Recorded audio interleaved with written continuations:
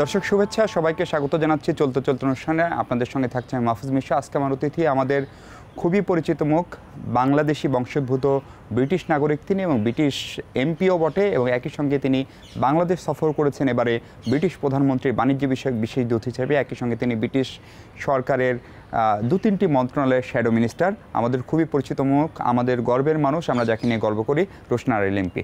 আপা স্বাগত আপনাকে, কেমন আছেন আপনি? ভালো আছি। আসসালামু আলাইকুম। Basically, I know you prefer to talk English, but sometimes we can use Bangla, I think. So, how are you? আপনি কেমন আছেন এবং এবার কেন বাংলাদেশ সফরে আসলেন, কেমন লাগলো এবারের সফরটি? I'm very well. আমি খুব ভালো আছি। আমার খুব ভালো লাগছে, বাংলাদেশে অনেক বছর পরে আসছি। Last visit ছিল 2018.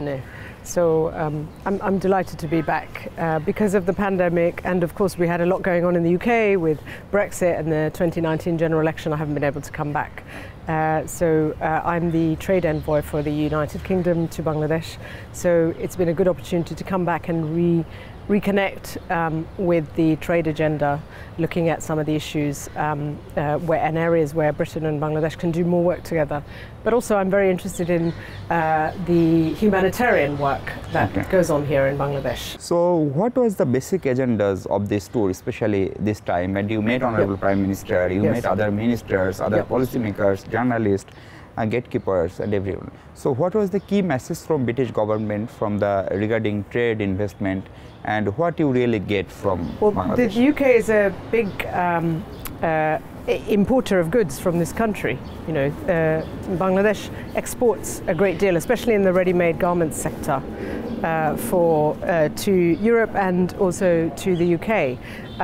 But there are many other opportunities. We have a lot of businesses who are interested in working with Bangladesh. Some of them are already here, and I've been over the years encouraging and promoting UK businesses, including multinationals, to look to Bangladesh as a potential destination for investment and trade, and so that we can also increase UK trade and exports to this country, because you've got a major market here of 170 million population, a growing middle class, and also a young population, and the young population in this country is rising.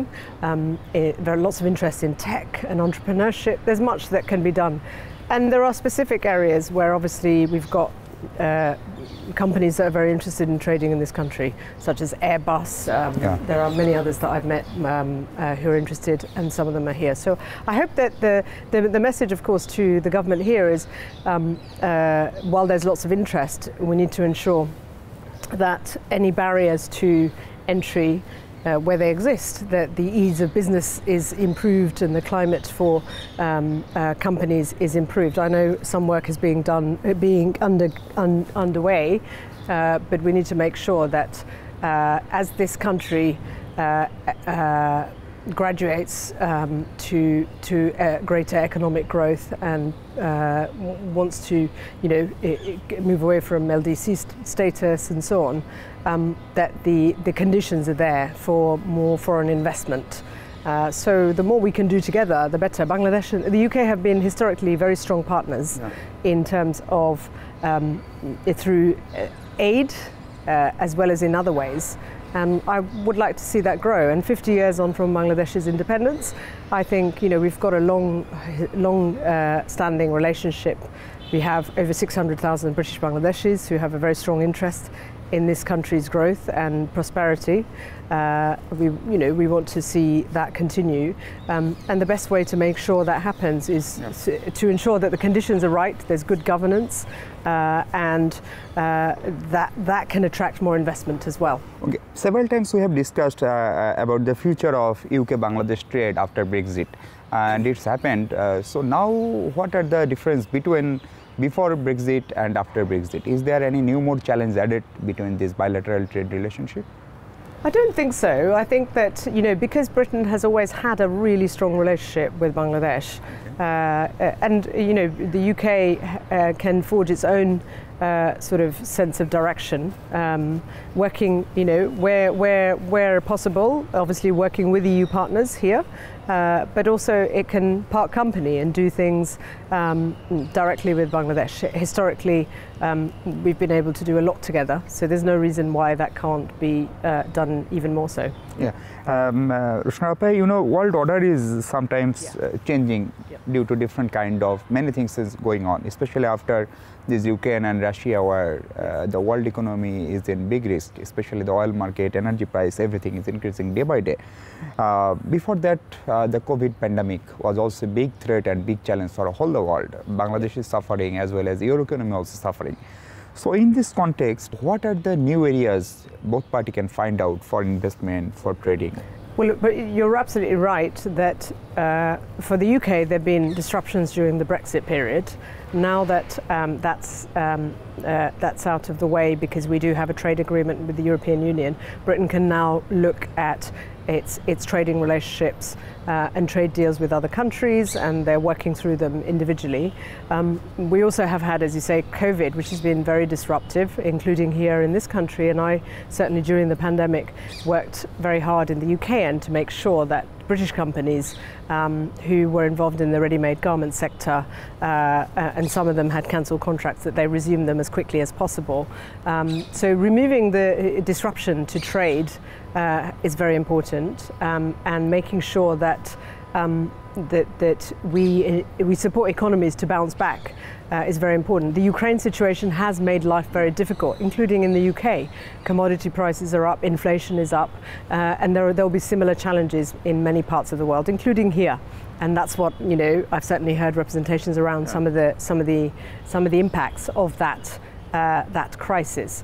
So there's that going on, and I'm very glad that the Bangladesh has supported the UN resolution on the humanitarian side recently, along with the UK and other countries. That's very, very welcome, and I hope that we can maintain a strong unified front to end the conflict between Russia and Ukraine, because it's in nobody's interest for this conflict to carry on. We need peace, we need a settlement. It's an extremely worrying time. In terms of trade and future relationships, the pandemic and also the geopolitical context highlights, particularly in relation to energy, highlights the importance of making sure that countries can trade with each other, making sure economies are resilient, that there's diversification where countries are dependent on one or two types of areas of trade and export, which is the case with countries like Bangladesh and others.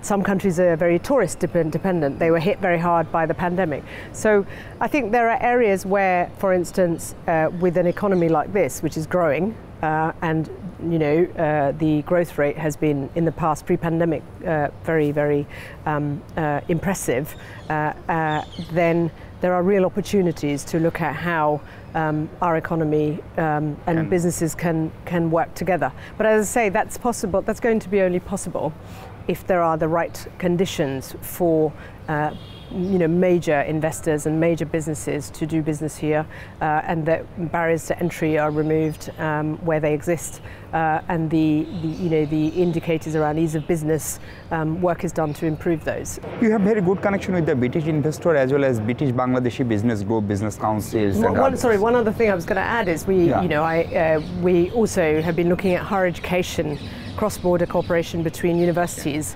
We've got some of the best universities in the world. There's lots of interest in working with partners here in this country. You've seen during the pandemic the scope for innovation in universities, and how collaboration between Oxford University and a company called AstraZeneca led to the vaccine and so on. So that sort of investment and connectivity between universities and partnerships can be really valuable, both for the student population in this country, but also economic development. We have to take a break, but after that, what I would like to know from you, that is, you met with British investor as well as Bangladesh, British Chamber and other stakeholders. So what kind of challenges really the foreign investors are still facing here in Bangladesh? You said about ease of doing business. Sometimes we find that Bangladesh is doing better in this context. So you said still some challenges remain. What are those and how can we get rid of this? That's my question before the break, and I'm coming back to you very soon. দর্শক, আমরা কথা বলছি British প্রধানমন্ত্রীর বাণিজ্য বিষয়ক বিশেষ দূত রোশনা আরালে এমপির সঙ্গে। আমরা ফিরবো একটু পরে, আমাদের সঙ্গে থাকবেন নিশ্চয়ই। দর্শক, বিরতির পর স্বাগত আরেকবার। আমরা কথা বলছি রোশনা আরালে এমপির সঙ্গে। তিনি ব্রিটিশ পার্লামেন্টের সদস্য এবং ব্রিটিশ প্রধানমন্ত্রীর বাণিজ্য বিষয়ক বিশেষ দূত। My question was regarding what kind of challenges still the investors, especially from UK, are facing here in Bangladesh? Well, look, first of all, I think that there are some companies who've been here for a long time, so they are better placed to sort of navigate and find their way into opportunities here. But there are others who don't know enough about the opportunities here. So obviously one of the important things which happened last year when the Bangladesh delegation was in the UK, the trade dialogue. So those things are important in terms of promoting an awareness. But there are, sometimes there are regulatory barriers, sometimes there are other barriers that exist for newcomers, which can be quite hostile to external competition, for instance. So there are different types of issues depending on the sector. Some will be in higher education, for instance. It will depend on what the university regulators wish to do in terms of allowing universities from other countries to join in. And I hope very much that the UGC can work with UK universities to enable some of our universities. I have a number in London who are interested, but also in other parts of the country. They don't want to do campuses here, they want more partnership and collaboration around specific areas of interest. So that's one example where the regulator can play a really important role. So those are the sorts of issues that where joint working can help create the conditions for more work. And the benefits of, for instance, higher education cross-border cooperation, as one example, is that that will mean that young people in this country will have access to a more internationalized education, so that when companies come and operate in this country, if they're looking for particular skill sets, those skill sets will be ready here within the country, and that means more opportunities for the population here. So that sort of collaboration is going to be really important as we want to ensure that there's more growth and more investment for companies, because companies will often look at the local population, and obviously Bangladesh has a young, vibrant population who are in the education sector. Bangladesh has done very well in terms of primary and secondary education. Then there's technical and vocational education as well as higher education. Looking at that sort of cooperation is going to be really important. Have you really talked with these British universities issue during this tour with the Bangladeshi policymakers? Yeah, what was their reply? I've hosted events during the pandemic. We didn't let the pandemic get in the way of virtual meetings between UK universities and some of the universities like Brack University and others, where there are some partnerships to think about how we do more of this together. So there's lots of dialogue between universities. The next stage is making sure that they're able to take things further. So there are real opportunities both for the economy but also for education and through partnerships for the whole population, because otherwise what you can find is that students who want an international experience, there isn't enough supply of that. They leave the country. But why not create the opportunities for people to be able to do that through the university education system here with partnership, not to displace any other institution, but to support and increase and respond to the demand that's here. So I want to know what was what was the response from Bangladeshi policymakers, especially from Minister of Education? Well, I attended a conference. There's lots of interest, and I had a delegation in the UK. The education, one of the ministers with a delegation of civil servants attended, met with me in the UK Parliament. So there's lots of interest in that collaboration. What we need to do next is make it happen.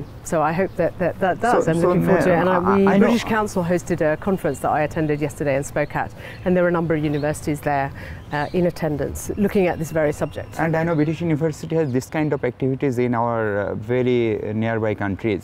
So my question is, will this university can continue with the British quality education same if the branch is open here? And do you think it would be a big challenge? I don't think British universities are interested in branches or campuses. That's not what they're interested in. What they'd be interested in is partnership and also offering specific degrees, but perhaps those are the things that that need to be worked through. But it will be about identifying where there is value added. They'll need to look at where it's beneficial for this country, as well as where they can provide the appropriate expertise, because obviously Bangladesh has its own universities. But there are, when I've had meetings with people in industry here, there are areas where they feel that there could be value in that cooperation, especially around technical, vocational education, which is not actually something that's unique to Bangladesh. It's something that in the UK we are thinking and have to think about a lot, because although we have over half the population go to university, we have the other half who don't go to university. So creating the opportunities for technical vocational education that takes them into the world of work, where they can have a career pathway that allows them to contribute to industry and the changing economy, is really important. And that's going to apply to economies like this one. So, Madam, higher education could be a big sector for our trade relationship. Absolutely. As well. So what are the new areas? So there are numbers that I mentioned. When we talk about Bangladesh-UK business relation, only ready-made garments is very much prominent in front of our eyes. So lots of other areas. So which areas could be except higher education garments? So ready-made garments, we are a source of we import. But the areas where Britain could export education, there are areas around tech and finance. We've got a lot in the service sector, so some of the discussions have been about the tech sector, because I know that here in this country there's a lot of innovation going on, and young people who are very, very engaged with tech. So we have a lot of tech companies in the UK and expertise. Also the financial services. I represent an area with Canary Wharf, one of the biggest financial centres in the world, and borders on the City of London. So London has a very mature financial services sector. So I know some of the financial companies are here, some of the banks are here, but there could be many more. And there could be opportunities for different kinds of funds being developed and so on, and that takes time to mature, and it requires different types of expertise and people working together to identify that. And that links to the point about skills and so on. So there are big opportunities around, as I say, service, tech, but also that we've got other types of companies that have taken an interest from, and we've got a lot of engineering capacity. There are companies like Rendor who've been here for a long time, who are involved with projects here in this country already. So there's a lot there here already, but the next phase is making sure that some of the other companies who haven't had a presence here, who are showing an interest in Bangladesh, that that's enabled, because there are benefits for both countries. Why is trade important? Because if you can promote inclusive growth, then it will lift many millions of people out of poverty, give them pathways into meaningful, well-paid employment. And we've seen how the growth trajectory has been really beneficial in lifting people out of poverty in this country and many other countries. So it's a really important route to poverty alleviation, along with other interventions. And so my interest in trade comes with that perspective in mind about pro-poor growth and economic development. Okay, so what would be the probable areas for Bangladesh to import more? Rather instead of only garments product, and sometimes Bangladesh is exporting garments products. Are you talking about Bangladesh exporting? Exporting. that's something that I know there are some other areas of export as well, but the garments is the biggest. And this is an area where I think there does need to be, it links back to the point about innovation, around entrepreneurship, around research and development, investment in universities, partnership, where you can create new industries. I mean, I'll give you one example in the UK. In the 90s in the UK, there wasn't that much around the creative industries sector. Now it's a multi-billion pound sector. Creative industry. The creative industries, which is, which is a service sector. Now, that's a sector that emerged in the late 1990s, worth billions in the UK. Design, fashion, and so on. So fashion has been around for a long time, but creative industries, a more recent thing. But people wouldn't have seen that coming. So it was emerging organically. The last Labour government really harnessed it by investing, by supporting people, making sure the education establishments were engaged as well. So within Bangladesh there will be lots of different opportunities that are emerging. I think before the garments industry became a big thing, perhaps some people wouldn't have seen that coming, but obviously that's grown and it's become a major export. So it'll be one area. This is one area where I think education is key, and also promoting entrepreneurship and R&D is going to be key. Research and development. In many research and development. That's right, in the universities and elsewhere. And that's where, as I say, going back to collaboration and cross-border collaboration with universities is going to be really valuable for the economy here, and beneficial to the UK as well. So you are basically telling about knowledge-based economy as well as knowledge-based relation. Madam, we have to again take a break. But Bangladesh is also, it's a manufacturing hub, so there's much more to gain in terms of looking at other types of manufacturing. I've seen, obviously there's ready-made, but there's also manufacturing in other sectors. I met a business that exports shoes, for instance, and there's all sorts of manufacturing opportunities. I hope you will be agreed with us that Bangladesh is doing fantastic in the economic sector in last 50 years from its birthhood in 1971. So, and strategically, Bangladesh is very important. The location of Bangladesh is very important. We have big powers around us. India is here, China is here, and we are suffering from Rohingya issues, which Bangladesh is basically innocent victim. And lots of regional and sub-regional and international allies going on in this regarding in this area, like Indo-Pacific strategy of USA. You also support it, Belt and Road Initiative of China and other initiatives.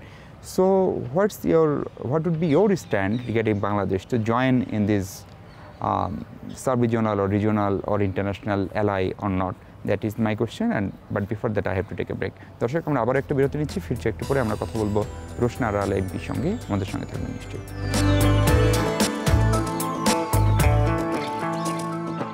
দর্শক, অনেক ধন্যবাদ সঙ্গে থাকার জন্য এবং স্বাগত যারা নতুন করে যুক্ত হয়েছেন। আমরা কথা বলছি ব্রিটিশ প্রধানমন্ত্রীর বাণিজ্য বিষয়ক বিষয়দূত Roshna Ali MP Shange. Madam, my question was regarding the Bangladesh strategic importance and our big friends, and they are forming different kind of alliance. And the Bangladesh foreign policy is friendship to all, allies to none. But everybody wants Bangladesh in their own side. So, do you have any suggestion? It depends on Bangladesh government and Bangladesh people. Well, it's obviously a matter for the Bangladeshi government how it conducts its foreign policy, but I very much welcome the recent stance Bangladesh took with the UK and a number of other countries with the UN resolution on the humanitarian side in relation to Ukraine. And as for the wider sort of foreign policy approach taken by Bangladesh, we obviously really value and appreciate the strong connection between the UK and Bangladesh, and that's a very special relationship, an important relationship. And you are a big advocate for the human rights of distressed people, especially the Rohingya people, and more than 1 million people living here in Bangladesh from 2017.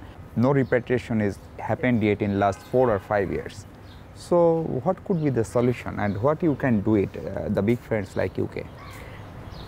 You're absolutely right that it's been a very challenging time over the last few years, and of course the rest of the international community very much recognises, especially the UK, and in Parliament as well, we recognise the important role Bangladesh has played in hosting over 1 million Rohingya refugees from Myanmar. And I certainly have, as chair of the all-party group on the rights of the Rohingya, with the former, my co-chair is the former Foreign Secretary Jeremy Hunt. We work closely together across parties to speak out for the interests of those who've been forced out of their country, so that there is safe and dignified return. And also there is humanitarian assistance that the international community contributes to, so that Bangladesh isn't left to deal with it by itself. The challenge is that the Myanmar situation, there has been a coup now, so the situation is very bad over there. But what we have done is put pressure on the UK government to support sanctions against the Myanmar military and worked with our partners to support that. That has come out of political pressure from our parliament, and I've been one of the leading figures campaigning for sanctions against the Burmese military for what they've done, both in terms of the military coup, but also in the treatment of the Rohingya population and other minorities. And we'll continue to do that, because what we've seen, of course, in terms of Ukraine is when the world community comes together, sanctions can be applied, very tough sanctions can be applied, and we want to see more of that happen in terms of applying pressure so that the accountability is there. There's a lot of work that's been going on in the UK in terms of seeking justice for the Rohingya population, in terms of the International Court of Justice case, but also we have always campaigned for humanitarian assistance to those who are here, because obviously we recognise that that is very important. So I'm certainly someone who, that's why I'm going to visit the camps, because what I want to do is make sure that my colleagues in our parliament are updated on the situation and some of the many challenges that this country faces and the Rohingya population faces. So Madam, you do really think that this problem need a political solution, as the problem is raised in Myanmar, in the Rakhine of Myanmar, so the solution also should be from there. So political pressure as well as restriction and something like this from the whole world only can solve this. Of course, it requires international effort, absolutely. And that's why Britain's very engaged with this agenda. And we certainly have made sure that our government is fully aware of the things that we feel will apply that political pressure, because it has to come, you need to do the humanitarian work to protect and support people, but you also need a political solution so that the idea of safe and dignified return is actually possible, because at the moment it's not. Okay, but you know, the population is huge and it's increasing day by day. The number of people, the new children are born, some are growing up, and you know, many kinds of threat is here because of regional. These people have no work, they have no country, they have no existence. So any bad people, especially the terrorist group, can use these people. So that could be a threat for the whole region, not only for Bangladesh, but also for our neighboring countries like India, China, Myanmar, and this region. So how do you evaluate the role of our neighbors regarding the solution of this Rohingya issue? Well, I understand that there have been various attempts to get regional cooperation. Obviously, that's very important. Bangladesh has had the most responsibility in terms of the number of people that are in the camps here. But of course, there needs to be regional cooperation and partnership whenever there's a conflict that leads to mass exodus of people because their lives are in danger. And we're seeing that in Europe now, where, you know, in terms of the Ukrainian refugees who are in the neighbouring countries in large numbers, there requires regional cooperation. The EU and the UK need to work together to make sure that support is provided to the countries on the border of Ukraine that are facing the most challenge in terms of hosting over 1.5 million refugees. So yes, you're absolutely right, there needs to be regional cooperation. And one thing I would say is, of course, it's very important for children to have access to education in refugee camps, for people to feel that there is hope. And I know that there are a lot of domestic NGOs that are working in the camps, as well as international ones that have worked in the camps. camps, and you know, credit to them for all the incredible work they're doing to support people who've gone through an incredibly tough time when they were forced out of their country. And there's a big question about citizenship, obviously, which is the origin of the, yes, that's right, and that the Burmese government never recognized the Rohingya people and their identity and citizenship, which is something that needs to be addressed. And they need obviously there needs to be pressure applied on that government, and that's the sort of thing, those are the sort of areas where parliamentarians, not just in the UK, in the US, in the EU and other countries have done so, and there have been, as you know, there have been sanctions, more recent sanctions that have been announced. In Britain, you know, there is a very big Bangladeshi community who are Bangladeshi born British, or we may call them British Bangladeshi. How do you evaluate the role of British Bangladeshis for the development of UK? For the UK? Yeah, the British Bangladeshi community has been in that country for many decades, including my family. And we make contributions in business, in education, in politics. We now have 4 female British Bangladeshi members of parliament. 3 more, including me. We have a member of the Scottish Parliament now, of British Bangladeshi origin. We also have a lot of people in the arts, in the creative sector, in the legal profession, in the medical profession, and many of the medics made a big contribution during the pandemic with linking in with medics here to provide support. So the 600,000 British Bangladeshi population, that's a big asset for this country, and we need to harness that. And of course, as you know, during the pandemic, there were concerns that remittance would not flow into this country, not just from countries like the UK, but also Middle East and other places where there are Bangladeshis who work abroad. So it's very important to strengthen those relationships and links, because they provide huge amounts of national economy. Yes, to the Bangladeshi national economy, and the recognition of the role of remittance to this country, which has happened for a long time in regions like Sylhet, but also elsewhere in the country, is really valuable. And it's a really powerful economic contribution that people make back to this country, as well as making the contributions in the country that people have settled in, like the UK. And during the last year, to celebrate the 50th anniversary, British Bangladeshi communities across the country celebrated independence with the Bangladeshi flag in buildings, landmark buildings, iconic buildings being lit up with the flag. A lot of recognition of the contribution that British Bangladeshis made during the War of Independence, and that's something that I feel is really important as well. So can you please tell us the story of being a politician? Your life story, why you come into politics? You have, I am sure you have lots of options. You can be any other professional. Why you come in politics, and what was the inspiration behind this? Well, I stood in my home seat where I grew up, where I first moved to when I went there as a child from this country. So I have a very close affinity with the place that gave me the opportunities that I have in England. That's in the East End of London, the kind of heart of the British Bangladeshi community, with the largest Bangladeshi community. And when the seat became vacant, I certainly felt a strong pull towards representing the area that I grew up in, that gave me the opportunities that I got, the school education that I got with brilliant teachers, the university education that I had thanks to the place I grew up in.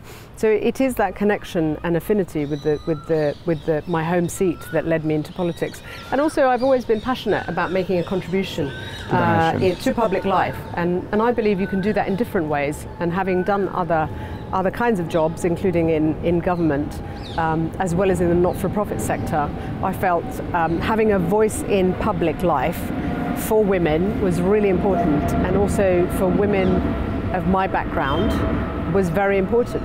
And I believe that is still the case in a society where, if you are in a minority, it's really important to have a voice in public life. And so I was one of the first 3 Muslim women to have ever got elected, the first person of Bangladeshi heritage to have got elected. And I know that it made a difference in other people's perception of what they can do, because they told me. So that makes them confident also. Yeah, I think so. I have found that there are many young people who hadn't considered a career in public life, and my doing it gave them more encouragement. So that was really important, making sure that our young people of minority backgrounds, whether they're Bangladeshi origin or other minority backgrounds in the UK, didn't feel that they couldn't enter into institutions like Parliament or the civil service or the BBC or other prestigious institutions in the United Kingdom. My view is that no door should be left closed for young people of all backgrounds, including the British Bangladeshi community. How was this journey? It was very easy, or you have some different kind of stories during your journey to British Parliament? Well, no journey is a straightforward journey, but I was incredibly lucky in the support I got from people from all backgrounds in my constituency. But there were people who were not always so excited about my decision to go into politics. Probably because they didn't want the competition. But I think, as I say, I think it's a sort of environment where in my constituency I have people from lots of different backgrounds who got behind me and my candidature in the first election. That was probably the toughest election because I had to win the seat back from another party. Once you learn the ropes, then it does get easier. But it wasn't without its challenges, shall we say. Okay. But I'm really proud of the support I've got from people, and I now, thanks to the support of my constituents, I now have the second biggest majority in the United Kingdom, and that's something that's very humbling to have that kind of support from people. So, being a British lawmaker, you have the chance to visit many countries in the world. If I ask you Bangla, অন্য দেশে যাওয়া আর বাংলাদেশে আসা রোশনার আলী এমপির জন্য আসলে কি কোনো পার্থক্য তৈরি করে? কারণ এখানে আপনার আত্মীয়-স্বজন, পিতামাতা অনেকের একদম আদিভূমি এটা। আপনার অনুভূতিটা কেমন হয় বাংলাদেশে আসলে এবং কোনো ভিন্নতা অনুভব করেন?